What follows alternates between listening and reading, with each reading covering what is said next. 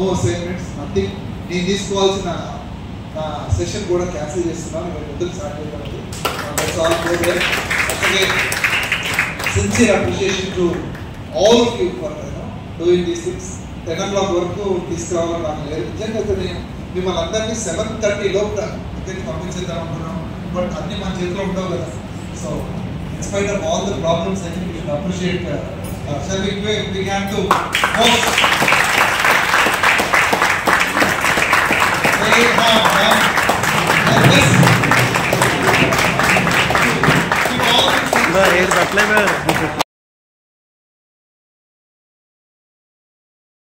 మనం అందరం ఖచ్చితంగా నేను ఒకటి చెప్పగలను, మనం హ్యాండిల్ చేయగలం, హ్యాండిల్ చేయాలి, అవాయిడ్ చేయగలం. ఏదైనా ఉందంటే అది నేనైతే ఖచ్చితంగా నమ్ముతూ మనం ప్రెజర్ని మన జీవితంలో ఇప్పుడు కూడా హ్యాండిల్ అయితే చేయగలం కానీ అవాయిడ్ అయితే చేయలేం. సో ఈరోజు నా topic how to handle the pressure అనేది నా టాపిక్.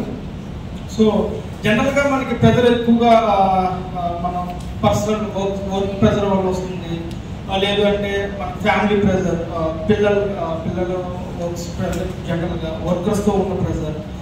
సో ఇలా రకరకాలుగా ఉంటుంది. జనరల్గా కాంపిటీషన్ ఇప్పుడే రీసెంట్గా మనం చూసుకుంటే ఆల్మోస్ట్ 25 మెంబర్స్ వరకు ఇక్కడ ఉండి కాంపిటేటివ్ ఫీల్డ్కి వచ్చేటప్పుడు ఆటోమేటిక్గా ప్రెజర్ అయితే బిల్డప్ అవుతుంది. సో నేను జనరల్గా ప్రెజర్గా ఫీల్ అయ్యేటప్పుడు నేను ఏ విధంగా షార్ట్ అవుట్ చేస్తాననేదే నేను ఈరోజు చెప్పబోయేది.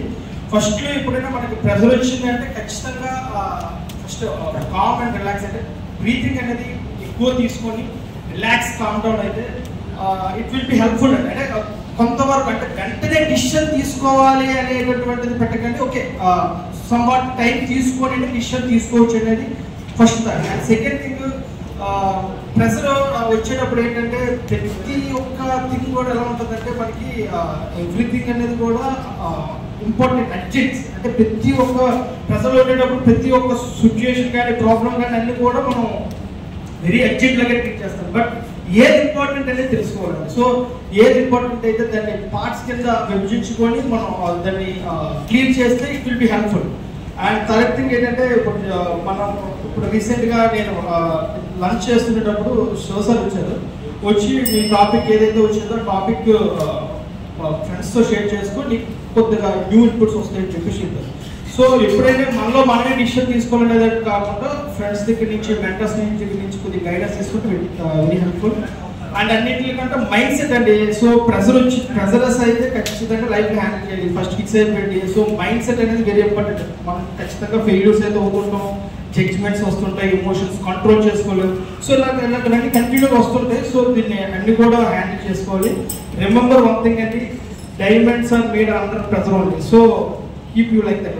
Thank you so much.